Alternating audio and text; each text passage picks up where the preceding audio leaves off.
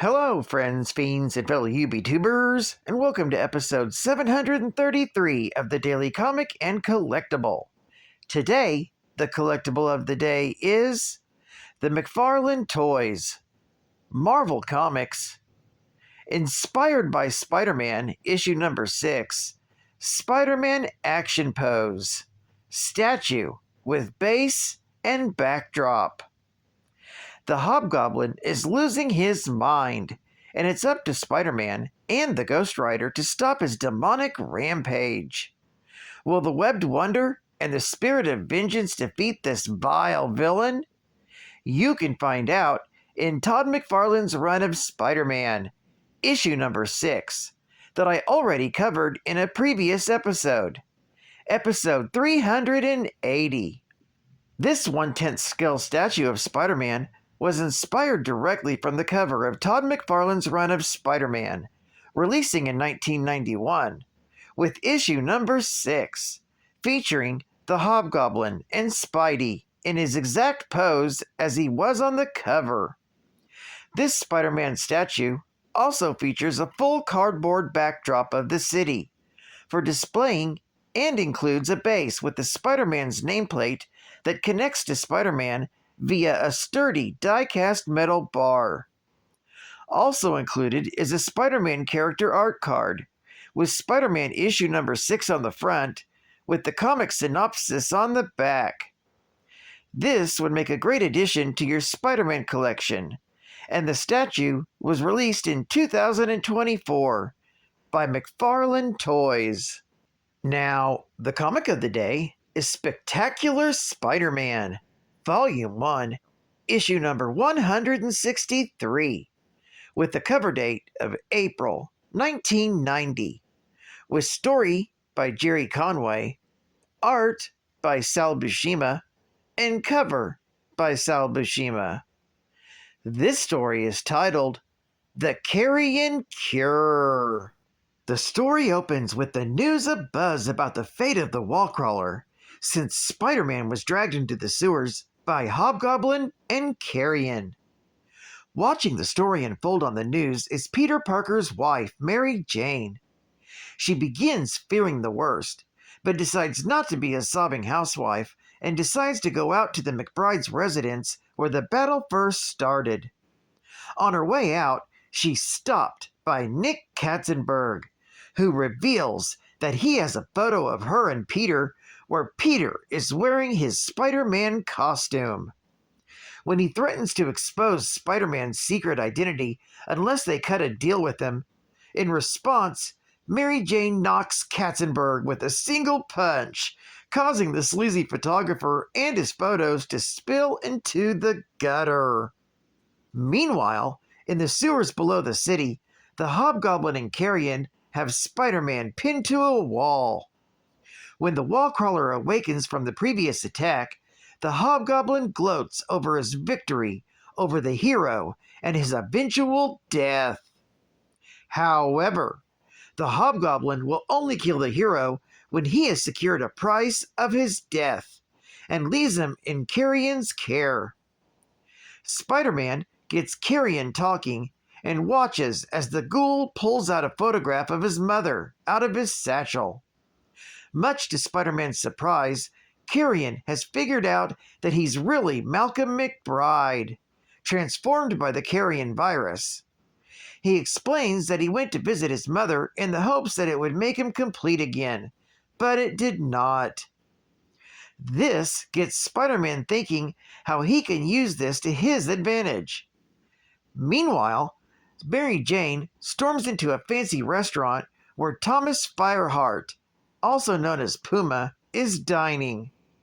She threatens to blow his double identity in the middle of the restaurant if he doesn't talk with her. Going outside to talk, Mary Jane demands that Fireheart go looking for her husband as the Puma, in order to repay the debt of honor he feels he owes Spider-Man. Thomas explains that his debt is ethical after he went after Spider-Man based on a slanted story in the Daily Bugle. In order to balance this, Thomas Fireheart bought the Daily Bugle to change Spider-Man's image. He explains that this will repay his debt to Spider-Man, and his survival is not his concern. Mary Jane is appalled that Fireheart would just stand back and allow Peter to die in order to renege out on his debt of honor, and storms away, calling him a hypocrite. Meanwhile, at the Long Island mansion owned by Hammerhead, the Hobgoblin comes to visit the mob boss and get a price for Spider-Man's death. However, Hammerhead isn't quite interested in doing business with him after he botched an assassination attempt on Joe Robertson. Hobgoblin explains that he had interference from Spider-Man and Puma during that operation. Hammerhead tells the mercenary that he brings Spider-Man's head, they will talk about a price. After the Hobgoblin leaves, Tombstone comes in after overhearing Joe Robertson's name. Tombstone once more insists that he is the only one to harm Robertson. However, Hammerhead insists that Robertson should be eliminated for making Tombstone a federal fugitive, and orders him to accept it and storms off. Meanwhile, back in the sewers, Spider-Man begins to play on Carrion's memories of his former life and family before he became Carrion. He succeeds in angering the ghoul enough that it tosses his red dust of death at the hero. Spider-Man shifts himself enough so the dust hits the ectoplasmic shackles that has him stuck to the wall. Now free, the wall crawler uses his webbing to make the ceiling of the tunnel collapse on Carrion. Unfortunately, his escape attempt happens just as Hobgoblin returns and attacks the hero. While on the surface, the authorities have arrived on the scene to close off the section of the street that has suddenly collapsed. Mary Jane arrives on the scene, looking for Martha McBride. While the authorities are busy with the street collapse, she was able to sneak into the McBride home and appeal to Martha to talk to her because they both have loved ones in trouble. While back down below, Hobgoblin manages to cause an explosion thanks to a gas leak in the tunnel. The blast sends Spider-Man flying out of the tunnel and onto the street. As the hero braces himself on a lamppost, trying to recover from the blast, the Hobgoblin follows after him. Hearing the blast, Mary Jane and Martha rush outside to see what the commotion is all about. Seeing Spider-Man in danger, Mary Jane calls out to him to snap out of it. The disoriented wall crawler then sees Carrion coming up behind MJ and Martha. Spider-Man leaps and pushes the two women to safety. The Hobgoblin mocks Spider-Man for risking his life for the two women, when it leaves them open to the Hobgoblin's resumed attack. Hearing that the demonic mercenary doesn't have any concern for the innocent women who will get killed as well, Carrion turns his attention to his partner. The Hobgoblin orders Carrion to stay away, and when the villain tosses his pumpkin bomb, the blast engulfs both of them and their bodies land into the sewers below, reigniting the gas. The resulting explosion caves in the subway tunnel and leaves everyone to believe that both the Hobgoblin and the Carrion are both dead. This story is continued in the Spectacular Spider-Man, issue number 164. Geek fact: although they seemingly die here, the Hobgoblin and Carrion both survive and resurface in Amazing Spider-Man, issue number 355 from July of 1990, and Spectacular Spider-Man, issue number 201 from June of 1993 respectively. Bonus geek fact: a photographer by profession, though not a particularly ethical one, Nicholas Katzenberg earned himself a job at the Daily Bugle as J. Jonah Jameson's new pet photographer. His photos depicting Spider-Man robbing the home of a millionaire, Winston Walker, seemingly proved that Spider-Man was a criminal. Shortly after, Jameson was kidnapped and replaced by the Chameleon. After the Bugle was bought by Thomas Fireheart, a supporter of Spider-Man, Nick fell out of favor with the paper. Everybody hated him, except for Cynthia Burnhammer, Robbie's attorney. They had an affair while he moved from the Bugle to Jameson's new magazine. When Katzenberg took a picture of an unmasked Peter Parker as Spider-Man from the Parker's apartment skylight, he tried to blackmail Peter and Mary Jane in exchange for a night with Mary Jane. MJ, enraged, knocked Katzenberg unconscious.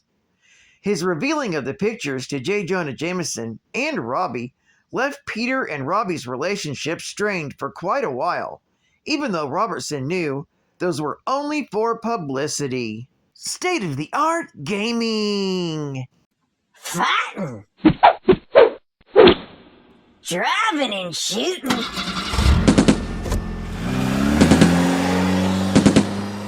And of course, zapping! All in one swamp-stomping adventure. The Adventures of Bayou Billy. Only for Nintendo. Woo! You're a raging Cajun. Yeah! On the heels of that gangster king of Bourbon Street. The swamp rat that kidnapped your best girl, Annabelle.